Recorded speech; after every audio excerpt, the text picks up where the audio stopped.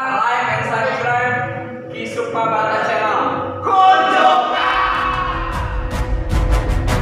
Keluarkan dunia dari hatimu. Dekatkan hatimu dengan keimanan.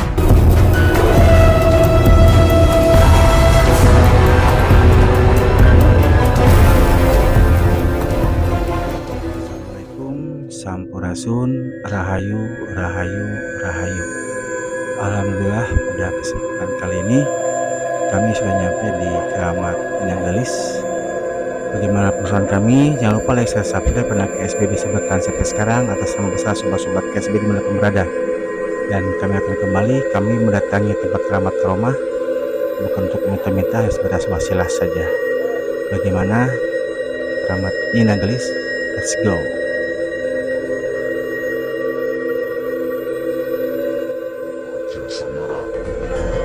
Setelah ibunya meninggal, Raden Walang Sungsang serta Nyai Larasantang meninggalkan keraton dan tinggal di rumah pendeta Buddha Ki Gedeng dan Warsi.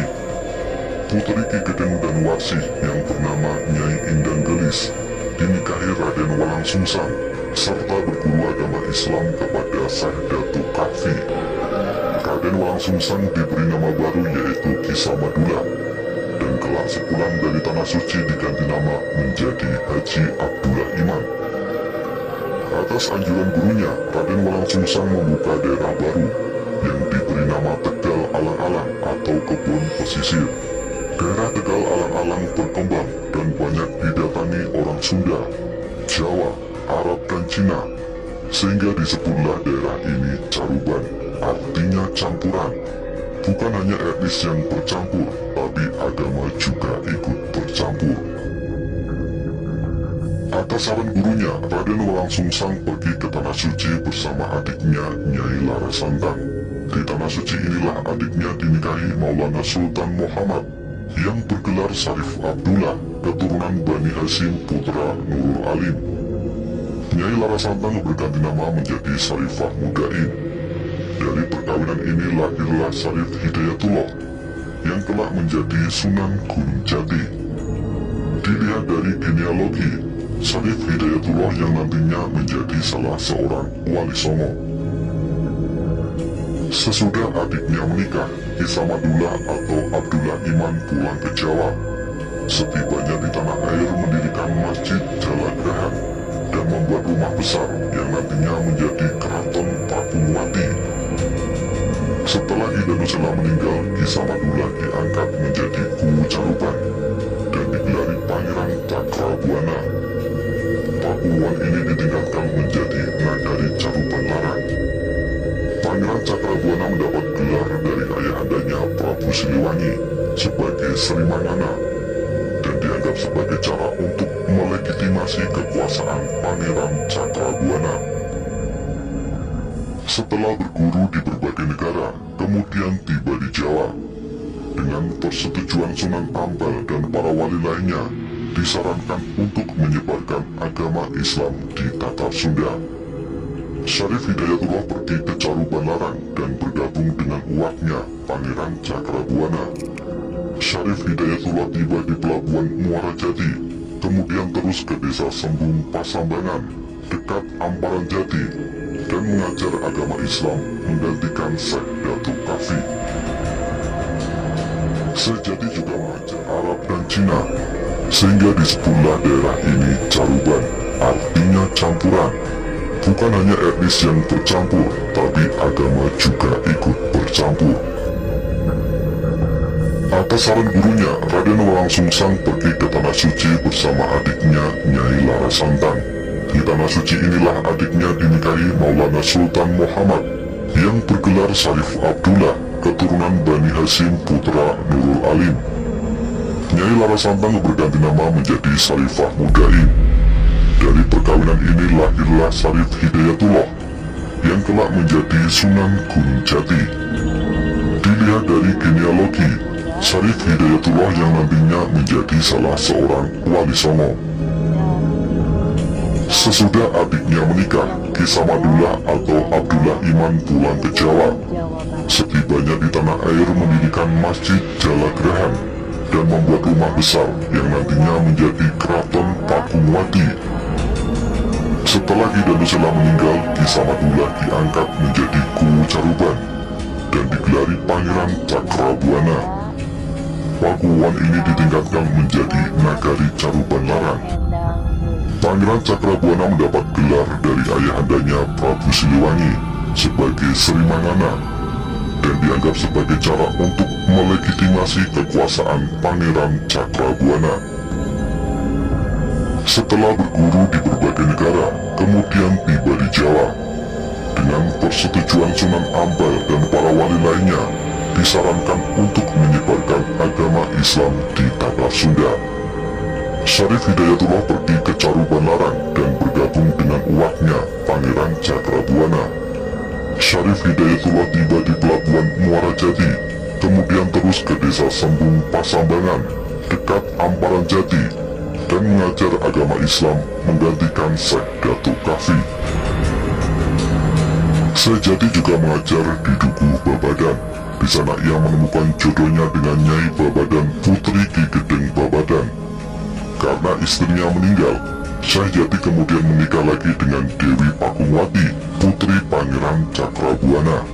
Di samping menikahi Nyai Lara Bagdad, putri sahabat Syekh Datuk Kafi. Syekh Jati kemudian pergi ke Banten untuk mengajarkan agama Islam di sana. Ternyata Bupati Kawunganten yang keturunan Pajajaran sangat tertarik, sehingga masuk Islam dan memberikan adiknya untuk diperistri.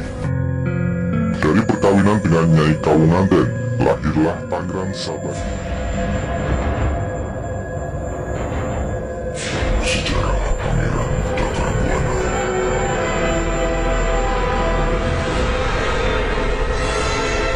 Cirebon merupakan salah satu daerah sentral penyebaran Islam di Jawa Barat. Selama ini masyarakat hanya mengenal Syarif Hidayatullah atau Sunan Gunung Jati sebagai tokoh utama penyebar Islam di Jawa Barat, salah satu dari Cirebon.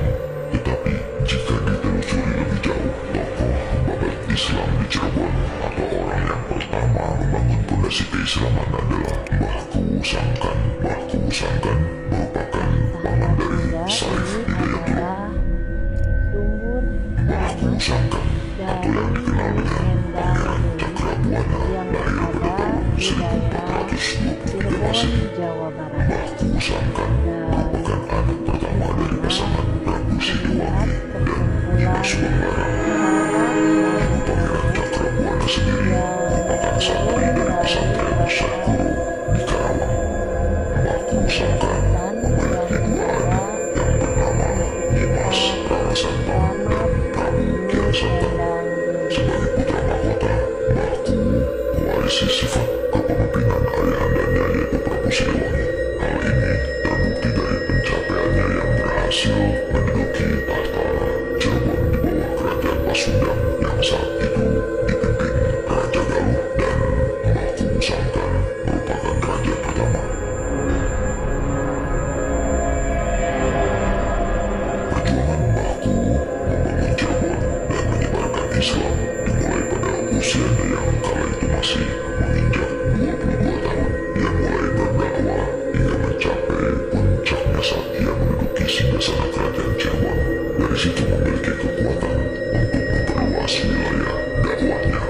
Kekuatan yang dimiliki diantaranya Ajian Cakra Biwara, Ajian Pancawarna Tunggal Jati, Aji Waringin Sungsang, dan sebagainya.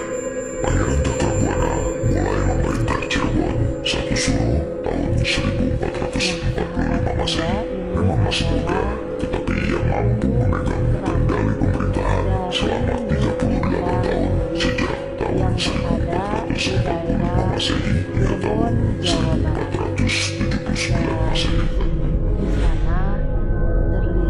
Mbah Kuwu juga memiliki kriteria kepelaporan, pengembangan ilmu pengetahuan, dan peradaban yang sangat tinggi. Ia senantiasa menaruh perhatian besar terhadap berbagai macam ilmu pengetahuan sastra dan seni budaya, melestarikan dan mengembangkannya. Ia dididik ilmu kemiliteran, politik, dan kesaktian sejak kecil.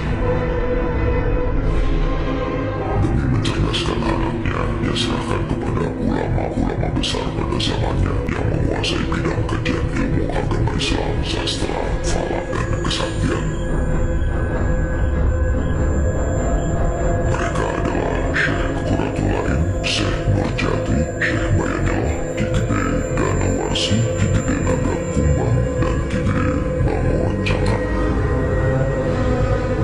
Islam mulai menyebar luas di daerah Cirebon, Kuningan, Majalengka, Indramayu, Subang, Sumedang, Purwakarta, Karawang, Priangan, Bogor yang kemudian mengalir ke Banten. Dari proses dakwah itu, wilayah keraton Cirebon menjadi satu antara bagian utara dan selatan antara Cirebon dan Banten. Kemudian ibu kota kerajaan Cirebon dipindahkan ke Lemah Wungkuk di sana, lalu didirikan keraton baru yang dinamakan Keraton Pakungwati. Semasa hidupnya, Mbahku sendiri memiliki dua istri, yaitu Nyimas Endang Gelis dan Ratna Lilis. Dari pernikahannya dengan Nyimas Endang Gelis, dianugerahi anak yang bernama Nyi Pakungwati yang kelak menjadi pendamping Syekh Syarif Hidayatullah. Syekh Syarif Hidayatullah sendiri merupakan putra dari Nyai Rara Santang, adik Mbahku Santang. Sedangkan dari pernikahannya dengan Ratna Lilis, dianugerahi seorang putra yang bernama Pangeran Abdurrahman. Mbahku ini bukan nama asli, melainkan sebuah gelar. Menurut juru kunci, mbahku ini memiliki nama lahir Raden Walang Sungsang dan mempunyai 4 nama lainnya, yaitu Cakrabuana, Haji Abdullah Iman, Syekh Somanullah, dan mbahku Cirebon. Ada sebuah sumur tua yang dipercaya penuh misteri. Dahulu, sumur itu dijaga oleh seorang putri cantik bernama Nyi Endang Dharma. Dialah penjaga kesucian air yang dipercaya bisa memberi keberkahan, tapi juga bisa mendatangkan bencana. Konon, siapapun yang berani mengotori sumur itu akan mendapat kutukan mengerikan. Banyak orang yang hilang secara misterius setelah melanggar larangannya. Hingga kini, warga sekitar masih percaya. Ketika malam tiba, bayangan seorang perempuan berkerudung putih kerap terlihat menjaga sumur tersebut. Benarkah Nyi Endang Dharma masih ada di sana? Atau hanya sekadar legenda yang tak pernah pudar? Alhamdulillah kami sudah jauh ke Minang Gelis, dan alhamdulillah juga ada sesuatu teman-teman yang mungkin di luar nalar. Namun kami akan kembali bahwa kami kesini untuk mendoakan para leluhur. Tadi sudah dikusangkan sekarang ke Nangli, dan kami akan lanjut ke Syarif Hidayatullah atau Sunan Gunung Jati. Bantu doa, bantu support agar kami bisa terus berkarya, dan salam kuncup Nusantara.